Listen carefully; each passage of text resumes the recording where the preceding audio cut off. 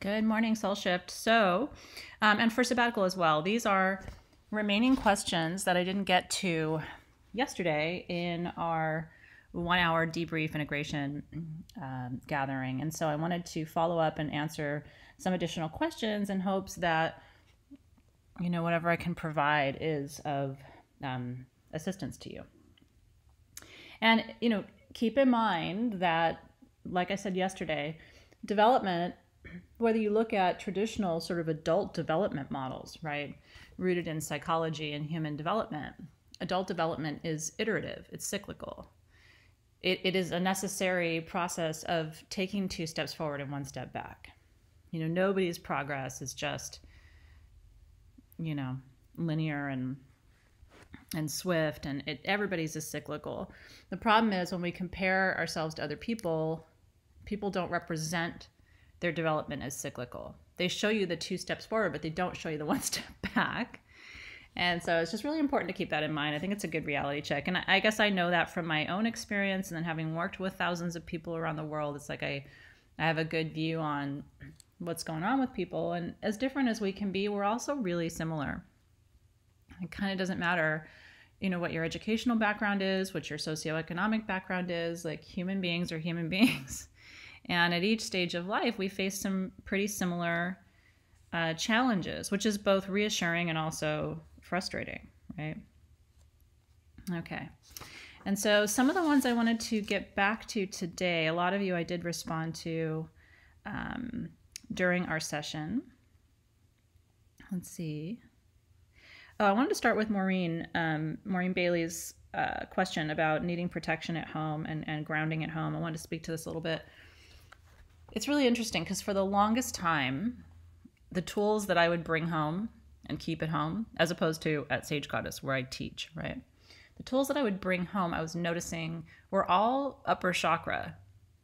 I was gritting with moldavite and meteorite and lots of amethyst.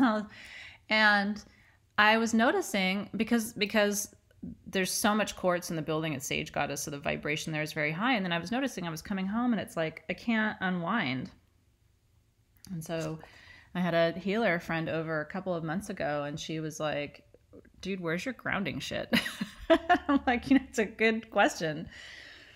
She's like, in your house, there's a lot of energy too. And like, I need to feel grounded. I'm wanting to reach for like obsidian or hematite or something to anchor me a little bit. So I went through and I did kind of an audit, and I took a lot of the upper chakra crystals out, especially in my healing space where I do work for myself and my kids and my friends and family.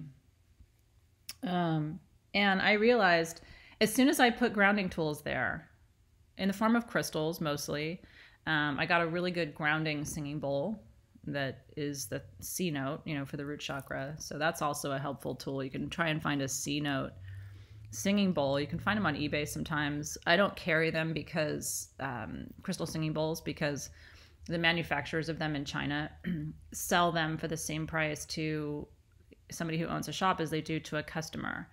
And because, that doesn't work, as I have to be able to pay people to write a listing about it and package it and send it to you. So what I just tell people is go buy them directly. You know what I mean? Like you might as well go directly to the source, and you can find one that's attuned to the C note.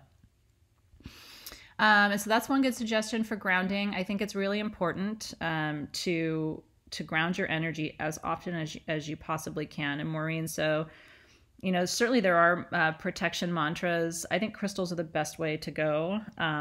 If you're feeling something in your room, the best tool I've ever worked with for that kind of situation is the Bible. And I've shared this before. I was raised Christian. My grandmother was a minister, and so certainly if Christianity doesn't resonate with your frequency, you don't have to consider doing this. But I have a Bible in my bedroom. I have since I was 3 years old. And, if I'm ever afraid, I pull it out and I open it, and I'm not afraid anymore. So that's something for you to think about. So, when you're doing this kind of really deep spiritual work and soul development, it can stir up some energies, right? And so, because remember, there's everything in the universe. And so what's really important is to constantly work on the energy around you. I'm not one of those people who feels like I have to be super, super, super protected. What I have found, and maybe it's, really working with Reiki, which is sort of like a natural buffer. It's like you don't have to, if there's enough light energy around you, you don't have to worry about the other, because light repels darkness. And so what I found in my life is I only suffer or get challenged by darkness when I'm not upholding my light in a strong enough way, when I'm not attending to it, when I'm not focusing on my frequency, when I'm not grounding the energy. Grounding is not necessarily lowering your vibration. Grounding, think of grounding as the anchor. You got to pull all this work that you're doing down and in. And then it surrounds you like a blanket. But when I see people struggling with darkness, my first thought is always, are they anchoring their light? Is their light strong enough? Because in my experience, that's been the best possible tool. And so I leave that with you, Maureen, and hope that lands well with you. You got to really anchor your light, which means raising your vibration and then working with obsidian, jet, hematite, black tourmaline if it resonates with you. Blue tiger's eye is another one that I find. Regular tiger's eye is great. Garnet's fantastic for tethering and anchoring light energy, but you got to do that. The struggle between light and darkness is real, and it has been since the beginning of time. That tension between light and darkness is the narrative of the universe. If you think about it, like every movie that you watch, every song that you hear is always this like pulled this way, pulled that way, like it's the universal narrative, what we call a meta narrative in literary studies. And so it's the meta narrative. And so you're never going to escape it, but you have to learn how to manage it. But that's why people ask me all the time, well, how do you do the work you do? And like, what kind of crazy protection rituals must you do? And it's like, no, I focus on anchoring my light. And people also get themselves into trouble when they don't know who they serve or what they serve. When people are just like, I'm open to everything, and and they go with the wind, right? Like, I explore a lot of different traditions, but at the end of the day, I know what I serve. I serve the light. I don't serve the other side. And so everybody's clear. You know what I mean? Like, and I'm real strong that way. So anyway, I give all that to you as food for thought. And I would encourage you, in my younger years, I think I did dabble a little bit, and I quickly stopped because I had a bad experience. I was just like, oh, let me just see what's out there. And I think when you're young, sometimes darkness can seem kind of intriguing. You know what I mean? Like, ooh, what's over there? It only takes once of seeing what's over there to decide what you're going to serve. And there have been people who have signed up for programs with me in the past, and they were in service to something else, and they had to go. I didn't tell them they had to go. They figured it out on their own. Because you cannot, that's the one place where the universe is very clear. And I have set the intention that anyone that's in service to anything other than divine white light shouldn't be in my spaces, and it's, so it gets communicated. But that's for your protection. I don't want people, I don't need people in communities that bad. Do you know what I mean? To entertain. Because it's real. So anyway, that felt good to tell you. And then additional questions. Cecilia asked, how do you truly release blockages of trauma and fear from very traumatic events from the past? Well, the best way to do it is medicine work, right? Because then it's like it's happening and it's not something that you have to do. And there's so many different ways to do it, right? Like you can work with Archangel Michael to really, create a bubble of protection and white light around what's happened to you in the past. But I think ultimately at some point we identify with our trauma, even if only to really deny it, is still identifying with it, and it's like at some point you have to almost see that as like a part of a story in the past, but not something that you have an attachment to. That's healed space. Healed space is you think about it, but you don't cry. You think about it, but the stinger's out. But that only happens once you integrate that experience. Once you identify it for what it is, you ask your guides to bring in the most healing light to surround that situation. And you ask to be shown how to heal that energy. And if you've already healed it, you ask to be released from it. It can be a lifelong process, especially if the trauma's deep, you know what I mean? And for some of you, it really is. I think there are layers of trauma, and there's, psychologists would tell you there's a spectrum of trauma, right? Some things are more damaging to the psyche than others. But it's possible. That I know for sure. I mean, it is absolutely possible to do this work. And you just have to be patient and surrender a lot, because if you think you're going to figure it out, like if you think harder or wish harder or talk more about it, I not in my experience.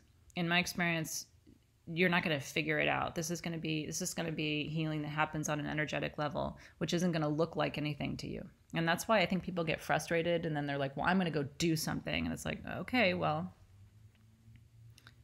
I'm not saying that therapy and talking and anything else that you might do. Some people choose to go on antidepressants so that they just don't feel anymore. And I never have any judgment around that. But all of that is suppressing, you know what I mean? It's not dealing with it. It's just not looking at it, actively not looking at it. And look, there are people who choose to do that their whole life. I mean, I'm related to many of them, right? So that is an option for you. Not the best option in my experience, but okay. So Scarvy asked, when you let go of your wounds, this also helps your children to let go of theirs. If this is the same wound, I see my pattern in my kids. I'm healing. I want to know if I'm helping them. Girl, your healing is 7 generations forward and 7 generations back. So the answer is yes, yes, and yes. And thank you. And they will thank you, because you may not solve it for them, but you are shifting the energy for them. And they will feel that. That's one of the most profound gifts you can give your children as a parent, is to do your shit, do your work. Because otherwise they're going to be left picking up the pieces of whatever it is for the rest of their lives. It's a heavy responsibility, but when we have kids, that's a heavy fucking responsibility. I think about it all the time. Like, I certainly don't want to make a new mess for them, and I'm actively trying to clean up the old mess. And figure a way through it for all of us, because it's, they chose us for this reason. They're like, oh, that's a wound I can identify with. Maybe I'll come in and explore that with her. I don't know. So then Casey was talking about the human psyche, layers of consciousness. She's finding that after class, she has a great night of deep sleep, and then the next day she'll be tired and almost grouchy. If she feels grounded, happy, insightful before bed, but then in the morning it's, let's see. Yeah, it's, it could be that you're having really active dream time, but it's not providing enough rest for you, which is possible. I always take it really easy the day after we do ceremony, me personally. It's almost like a friend of mine is a musician, and we were talking about how much it's like a performance, even if you're just doing it.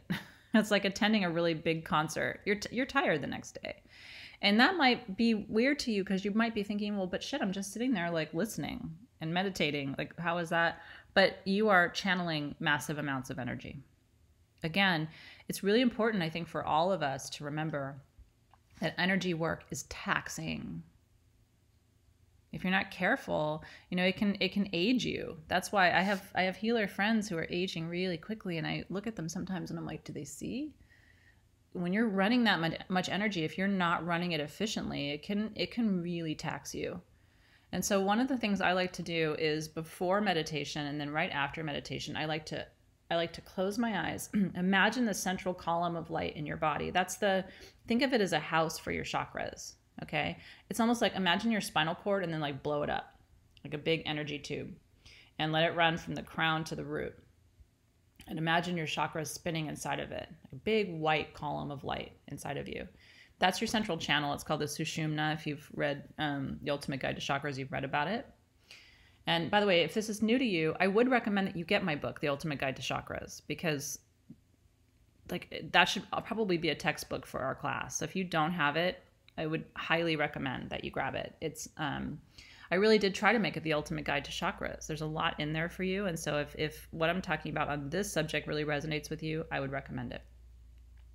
It's on Prime, I think.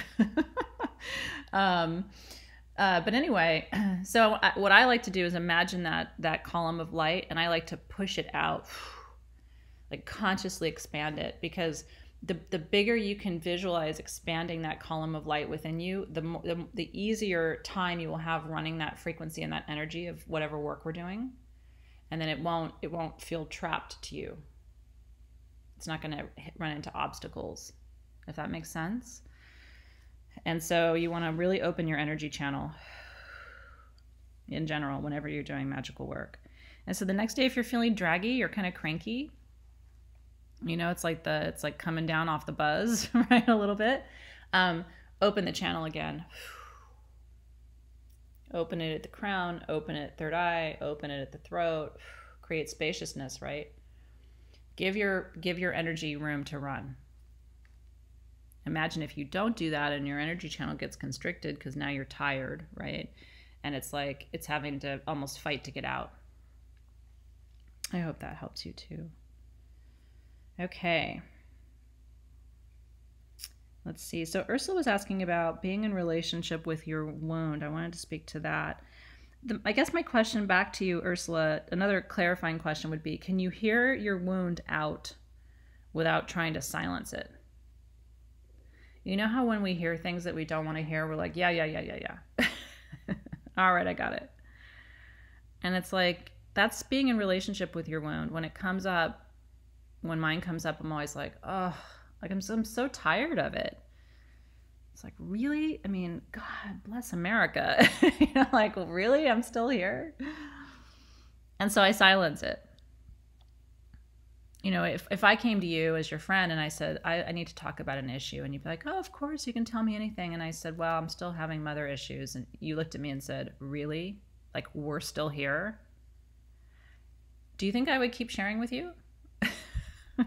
Right? Except we do that to ourselves.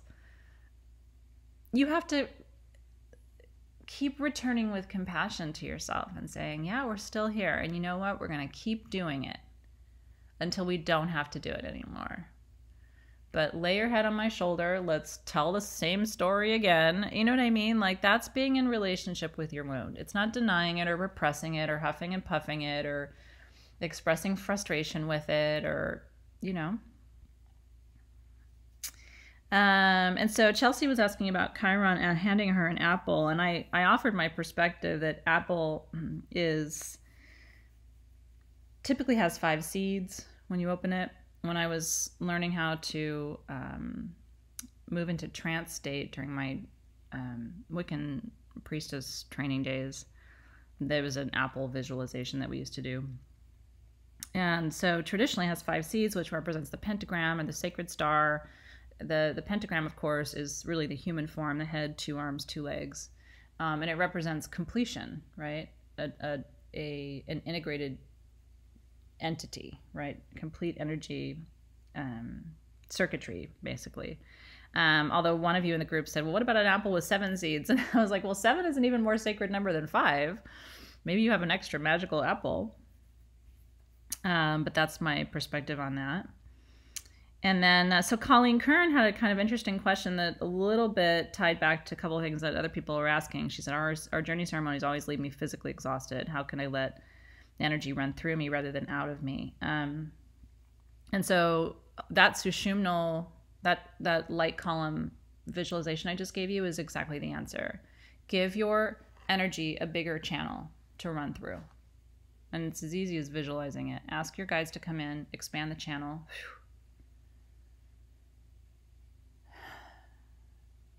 You can ask them to expand the channel down through the floor, through the Earth Star chakra down into the earth, through the layers of bedrock and time. And you can ask them to expand the channel up through the soul star to the astral gateways. Call in the energy you need. You know, the one thing, we're so used to not wanting to ask for help and not wanting to take too much, and not, you know, it's like women in particular, we don't want to take up space. We don't want to burden people. We don't want to ask for too much. And sometimes we play that game with spirit guides and they're like, you know, that energy is infinite, right? Like, ask for what you need. I've noticed it too. Like, even when people would do prosperity work, sometimes, you know, I'll observe people teaching classes and stuff, and they'll say, you know, ask for what you need. People will say, I don't want to ask for too much. Gotta learn to ask for what you need. Susan James asked about altars. She said, if we build at the new moon and take down at the full moon, do we have no altars between full moon and new moon, which is a waning period? Also, if I have multiple altars at different bagwas around my house, do I need to light the candle and sage them every day to activate them? I watched the Magic for Beginners class, but joined this month, so probably missed a lot of details about altars. It's a great question. I like to build and take down at the new moon. I don't really do much with my altar at the full moon. I really apologize if I miscommunicated that at some point. But the new moon is the period of building and taking down, setting intentions and then releasing intentions, right? And creating new intentions for the next month. So that's my 2 cents on that. I don't think you need to light the candle and burn the sage to activate your altars. Your altars, once you set the space, meaning you've set up the altar, you've activated a grid if it's there, right? That altar's set until you take it down. I don't like to let my altars get dusty. I like to kind of caretake them a little bit, and that's a nice thing to do at the full moon, is dust everything, you know, give it a little attention. But I think your presence activates your altar, right? Energy is very powerful. And again, I wish I could convey to you sometimes what I've seen in journey space. Like, I've looked at my altars when I've been in medicine space, and there's like a ring of energy around them. It's very powerful. Almost looks like a Merkaba. It's like a web of light connecting the crystals and the tools and everything. And that's your intention. And it sits. That's why deconsecrating your tools, releasing them from your intention when you're done with them, is really important, because otherwise they're sitting somewhere else, but they're still caught up in that web of energy that you created in the first place. And I'm so glad these things come up, honestly, because I've never heard anybody else talk about this, but it's so critical. And I think part of the problem is most people haven't seen an altar in an altered state. I have, so I can tell you, it's like a bound up web of light, like a spinning vortex of light, because you set an intention. And so it's there until you decide. And hopefully at some point you do decide, if you take it down, to release those tools. All right, Jamie asked, what's the difference between journeying and meditation? Is it better to do meditation sitting up or laying down? Is laying down only for journeying? To me, they're the same thing. Journeying is a type of meditation. And in particular, I think it's a very deep type of meditation.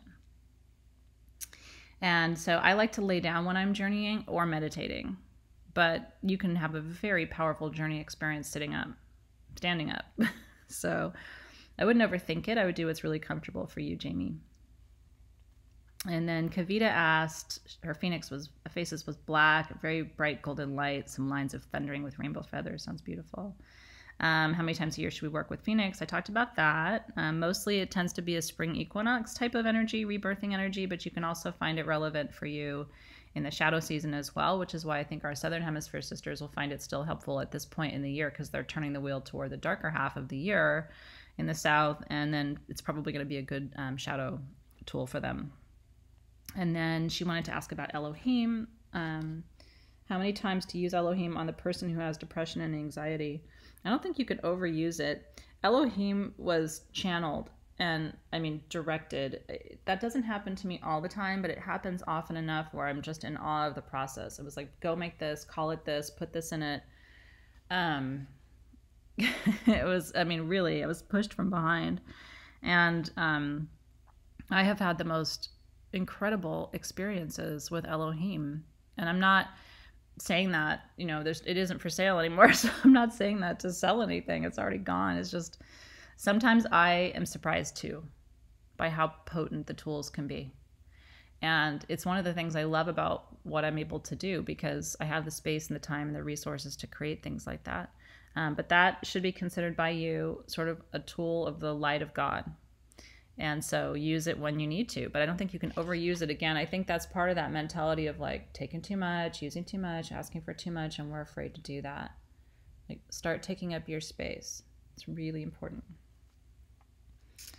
So Amy asked, ever since the rebirth, my anxiety has returned full force. My body's felt like I've trained for a marathon. Yeah, we were talking about this, right? Being sore. It's stuck energy, Amy. You got to keep moving it. Use feathers. Use your breath. Smudge, smudge, smudge. Have someone smudge behind you. Stuck energy. We sit and we smudge ourselves, just like, sitting there and we're like, I smudged. What do you mean? It's like there's all this energy stuck behind you. That's what back pain is, right? One of my teachers felt so good. I had back pain. This is probably like, I don't know, 2 years ago. She did it again at the Sab retreat. She takes smoke and blows it into my back, and it just feels so good. It's hard to explain, but it's very healing. It clears the energy field in the back. Olia asked, is it normal to start cleaning up the house, like organizing things after the rebirth ceremony, because she's been cleaning since then? She's finally able to sleep all night without waking up multiple times. Hallelujah for that. There's a spring equinox tradition in Persian culture called Nowruz, and part of the process of setting up for Nowruz is what translates to English as shake the house or shaking the house. And it's a pre-Nowruz house cleaning that's part of the actual ceremony of welcoming spring. It's very traditional. That's their version of spring cleaning. There is a version of spring cleaning in almost every tradition. It looks different. They call it different things. But it is a natural impetus to try and create space. Think of cleaning as creating space. And I'm an organizer.